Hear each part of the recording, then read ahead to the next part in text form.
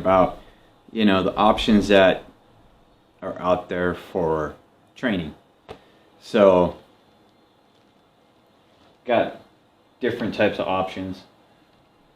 You know, the most famous is a wooden sword. Now, this one's made out of oak.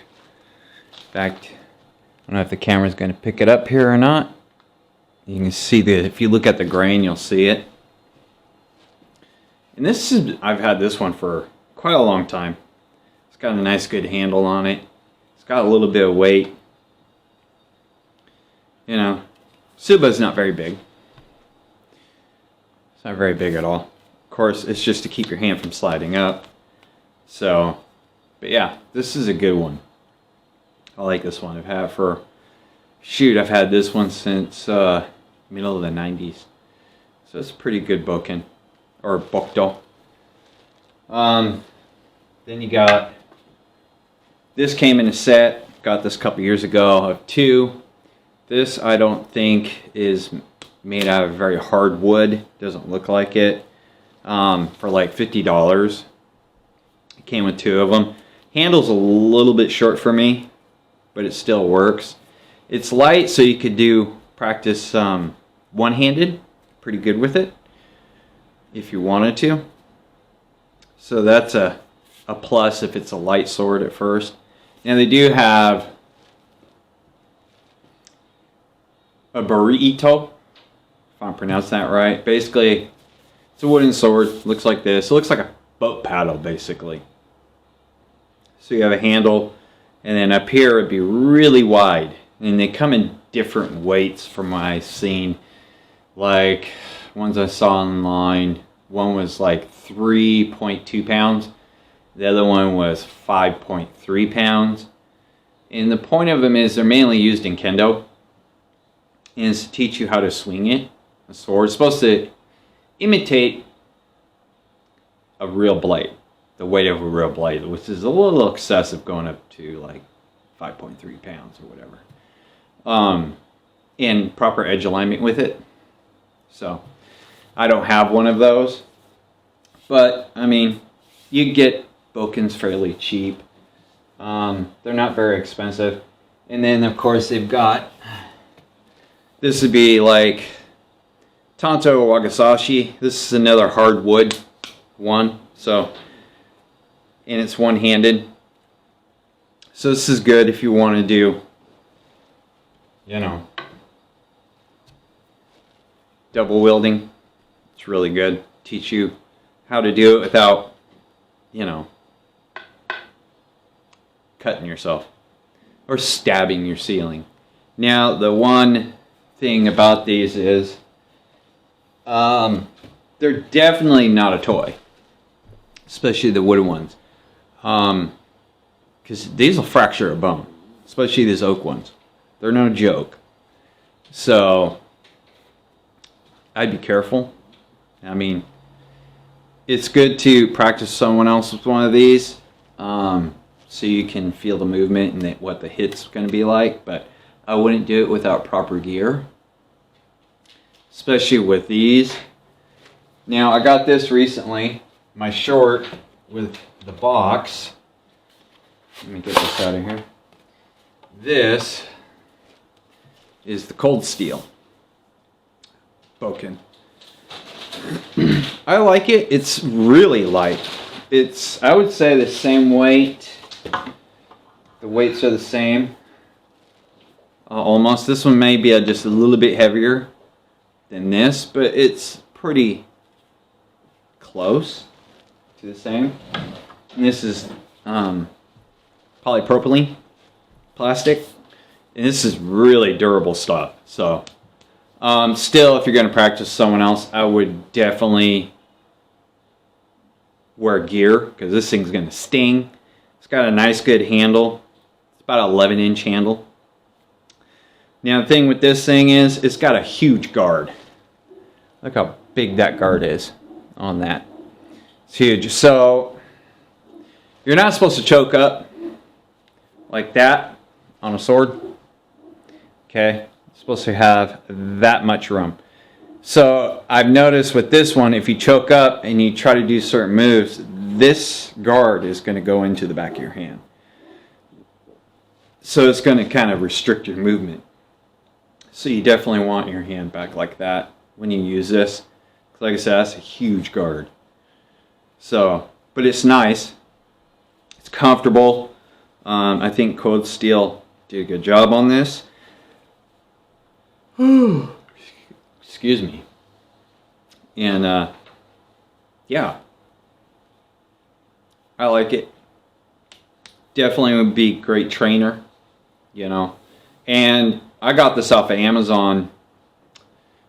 It was $20. I was kicking around getting it.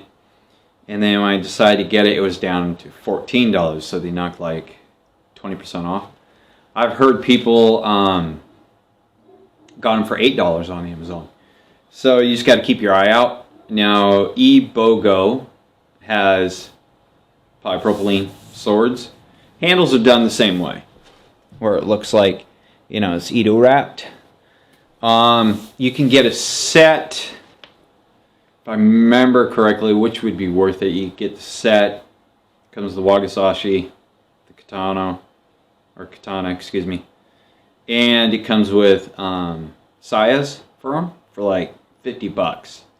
So, which I do have a saya here, and they're not much. Just a hollow plastic tube, cheap cord on it. This is an off-brand, so this really doesn't fit. It fits okay, as you can see. It fits all right.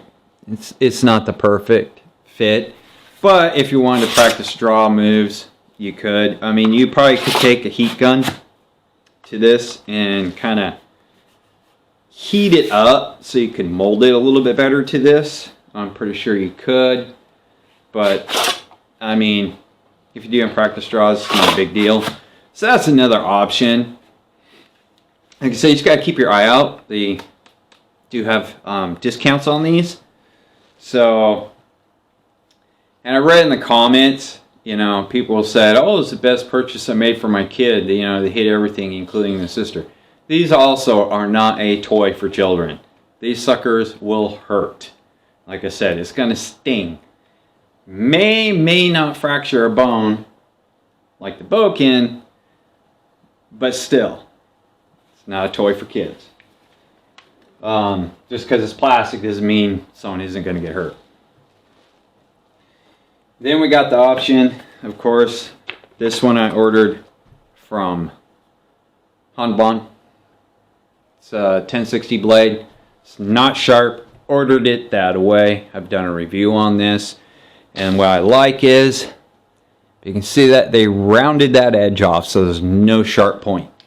And this is an excellent, I think, trainer because it's got that weight of a blade. Now it is a little front heavy, but I can definitely draw it and use it. Another option, this was about, if I remember correctly, $100. So I just ordered it, not sharp. Another option, if you want any Ito, is the Makato. Makato makes 1045. They do have some 1095 blades. Haven't gotten any of those. Had to replace the handle with this one. And I just put, it's right there, one Makugi peg in it when I did it, because I had to drill another hole in the Nikago, because the wrapping just was coming undone. The Eater wrap on there is a shit. But it's a 1045 blade. Don't care about it. It was only, I want to say, max $60 for this. So, and you could tell it's been, I don't know if you can see it right in here, it's been beat to hell, this Saya. This is my first Ito I got. It's also dull. It did have an edge. I just took a file to it and just ground that file down. Now, the only difference is, you can see it right there, it's got a point. So I'm going to have to round that off. That could be a little dangerous. Both these swords have the same amount of weight. This one's just a tad lighter than the Hanbon one. So that's another option. Now, like the burrito, it's not a strength trainer in form that's going to build strength in your arms. It will a little bit. Like I said, it's mainly so you get the feel of swinging a real sword and that proper edge alignment, the way it's designed. As far as using a live edge blade, especially if you're a beginner, I highly advise not doing that until you know what you're doing. And there's a video from the 80s that got a lot of things wrong, talking about the samurai and everything. And they said they used to train back in the field days with their live edge blades in kenjutsu. That is totally false. Because why would they have these? These existed back then, and they would use these. Why? Because these were expensive. So if this got ruined, like I've always said, they had to take it and have it repaired. That costs them money. So they'd use these. That's all they used to train. All the time. Now, and tamashigiri wasn't even really practiced back then. That wasn't until 20th century, basically. Early 19th century, maybe. But it didn't get real prevalent until after World War II. Okay, tamashigiri. So they weren't doing that back then. They just used a bokken.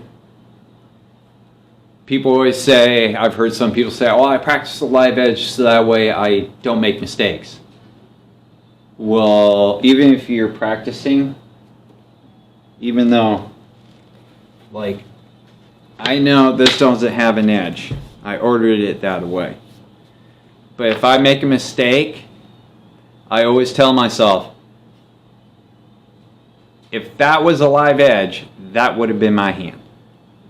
So, I just noticed I have to do some cleaning on this blade too. But at least I'm not taking a trip to the ER room. Okay? Like any type of weapon, you always treat with respect. And even if you have an Iaito, think of it as a sharp weapon. Even though you know it's not sharp, keep in the back of your mind that it is. Because it's like when I first became a welder, I was always taught to think everything is hot. So just don't go around touching things. You know, test it. You know, put your hand over it, see if there's heat, wear your gloves. Everything is hot. Same with these. Everything is sharp. You won't make a mistake. That way, if you make a mistake, you're not taking a trip to get stitches. So I think, especially if you're learning, even if you're used to using swords and you're learning a new move, I'd use one of these, an Iaito, or a bokken, or you can even get the plastic ones. They're pretty cheap now. Like I say, you get a set, comes with the wakizashi and the sheath, $50 with the katana and the sheath. So not bad. Not a bad deal at all. And wooden bokkens, you get them for ranges from $15 to $20. They're not expensive at all. We've got 4 of them, bokkens. So that's not including the little short wakizashi. But these are my Iaitos. So